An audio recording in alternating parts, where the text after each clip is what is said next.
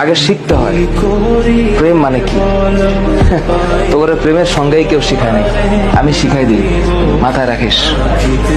প্রেম শব্দের মানে হচ্ছে, এটা এখনকার মানুষ এটা শুনলে কেমন জানি ভিতরে একটা আউলা বাতাস লাগে। প্রেম শব্দের মানে হচ্ছে যত্ন। কেউ তোদের বলেছে? আজকে আমি বলে দিলাম, যার যত প্রেম তার যত্ন তত বেশি। আর এর সাথে আরেকটা টুকুর করে একটা শব্দ মাঝখানে লাগিয়ে দিলেই খেলাটা অন্যভাবে ঘুরে যাবে। এই যত্নের নিঃশেষে আরেকটা শব্দ আছে দায়িত্ব, আর যত্নের ডান পাশে আরেকটা শব্দ আছে শ্রদ্ধা।